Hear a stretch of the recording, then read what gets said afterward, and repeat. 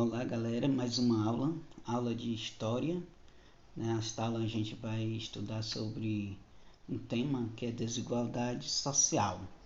A gente vai observar aqui a estrutura da sociedade, a estratificação social, as classes sociais, os medidores, da desigualdade que existe, Então aqui a gente vai observar a estrutura da sociedade está relacionada com os estratos, ou seja, as camadas, as divisões, as hierarquias, Ou seja, essa estrutura da sociedade ela vai estar relacionada com as classes sociais. O primeiro ponto são a relação com os meios de produção e o segundo ponto está relacionado com a posição que o indivíduo ocupa dentro do processo produtivo. Então, ou seja, essas camadas estão relacionadas com as divisões existentes na sociedade hoje, as classes sociais, as classes mais elevadas, as classes que têm poder aquisitivo maior, enquanto outras têm um poder aquisitivo menores, ou seja, as classes que mandam, que têm o poder do capital, e aquelas classes com menor requisito, ou seja, com menor distribuição de renda, Aqui a gente vai ver a estratificação social, a questão das injustiças, as diferenças, as hierarquias, a distribuição, ou seja, a diferença está relacionada nas vantagens, ou seja, as oportunidades, os recursos, Ou seja, aquelas pessoas que têm um poder aquisitivo econômico maior, vai ter maiores oportunidades, ou seja, tanto na questão de compra, na questão de moradia, na questão de educação, essas pessoas vão ter oportunidades maiores. Aí a gente vai observar a questão da hierarquias, que são as escalas de valor, ou seja, a classe social que a gente considera, que a classe social de renda alta, ou seja, a distribuição de renda alta, ou seja, o prestígio, o poder que as pessoas possuem de acordo com o seu poder econômico,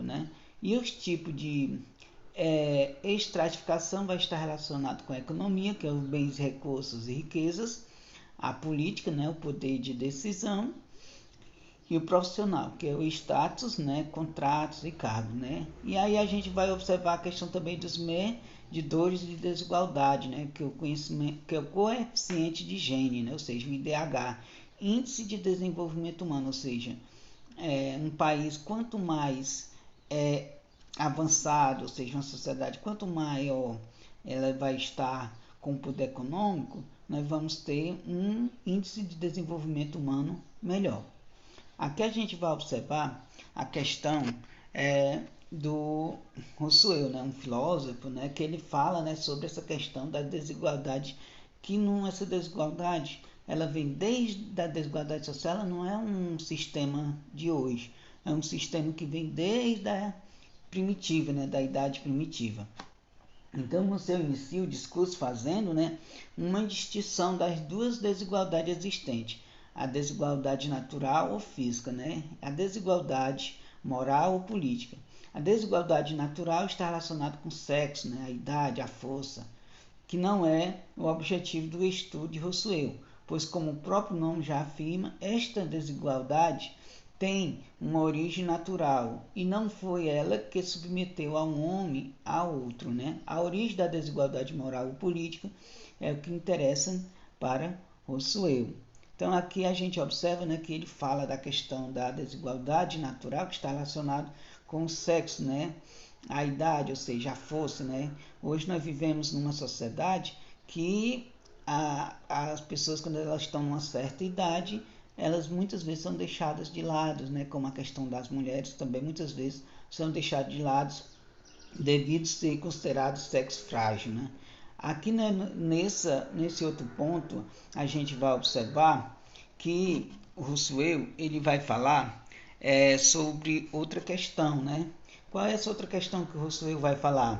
Ele vai falar que na espécie humana dois tipos de desigualdade. Uma que chama de natural ou física, por ser estabelecida pela natureza, e que consiste na diferença de idades, da saúde, da força do corpo, das qualidades do espírito e da alma. A outra, que se pode chamar de desigualdade moral ou política, porque depende de uma espécie de convenção e que é estabelecida ou pelo menos autorizada. Ou seja, sempre está o discurso dele, né, relacionado às desigualdades, sempre está relacionado por essa questão das diferenças, né, da natureza, né? Ou seja, ele relaciona a questão do corpo, né, a força do trabalho, ou seja, ele coloca que a idade, ou seja, a saúde, muitas vezes vai interferir nas diferenças das desigualdades social. Outro ponto ainda relacionado a nosso eu, que ele fala, é que pelo consentimento dos homens, esta consiste nos vários privilégios de que gozam alguns em prejuízos dos outros, como serem mais ricos, mais poderosos e homenageados do que este, ou ainda por fazerem-se obedecer por eles. Ou seja,